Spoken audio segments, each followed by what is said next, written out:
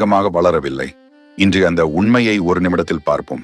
1947 முதல் 2014 வரை இந்தியாவில் பெரும்பாலும் இந்திய தேசிய காங்கிரஸ் ஆட்சி செய்தது. அந்த காலத்தில் இந்தியா வளர்ந்து வரும் நாடு என்றாலும் உலகளவில் ஏழை நாடு என்ற பார்வை நீண்ட காலம் நிலைத்தது. விடுதலைக்கு பிந்தைய ஆரம்ப கட்டத்தில் இருந்த சவால்களை நினைத்தால் ஜவஹர்லால் நேரு மற்றும் லால் பகதூர் சாஸ்திரி போன்ற தலைவர்களை நேரடியாக குறை கூற முடியாது.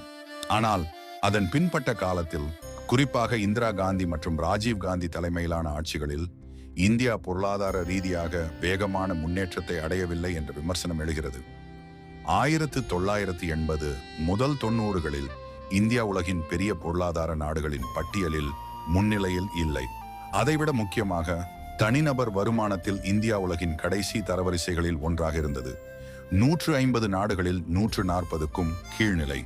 இதற்கு காரணமாக சில முக்கிய அம்சங்கள் கூறப்படுகின்றன.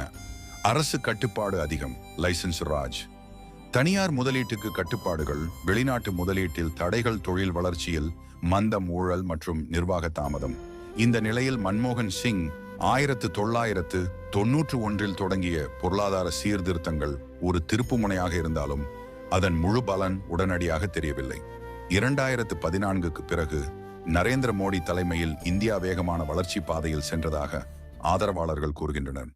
இந்தியாவின் GDP உலகளவில் 4வது இடத்தை அடைந்துள்ளது. ஜப்பான், இங்கிலாந்து, பிரான்ஸ் போன்ற நாடுகளை முந்தியுள்ளது. உள்கட்டமைப்பு, இன்ஃப்ராஸ்ட்ரக்சர், டிஜிட்டல் வளர்ச்சி, ஸ்டார்ட் அப் சூழல் போன்றவை வளர்ந்துள்ளன. வங்கிப்பணி, UBI, டிஜிட்டல் இந்தியா போன்ற திட்டங்கள் வேகமடைந்துள்ளன. தனிநபர் வருமானத்திலும் முன்னேற்றம் ஏற்பட்டுள்ளது. ஆனால் இது இன்னும் வளர்ந்து கொண்டிருக்கும் பகுதி. சீனா எப்படி இவ்வளவு வேகமாக முன்னேறியது? சீனா 1980களிலேயே பெரிய மாற்றங்களை செய்தது. குறிப்பாக டேங் ஷியாவோபிங் தலைமையில்.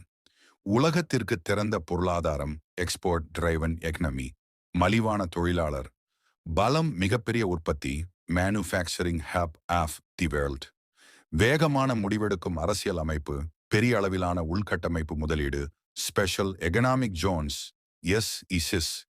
சீனா உலகின் தொழிற்சாலை ஆக மாறியது. இந்தியா ஏன் அதே வேகத்தில் முன்னேறவில்லை? இந்தியாவின் பாதை வேறுபட்டது.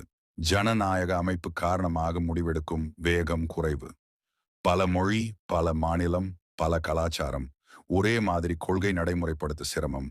ஆரம்ப காலங்களில் தனியார் துறைக்கு தடைகள், கல்வி மற்றும் தொழில் திறன் வளர்ச்சியில் மந்தம், உற்பத்தி துறைக்கு பதிலாக சேவை துறையில் அதிக கவனமானால். இதே சமயம் இந்தியாவின் பலம், IT மற்றும் சேவை துறை, இளைஞர்கள் அதிகம், டெமோகிராஃபிக் அட்வான்டேஜ், ஜனநாயக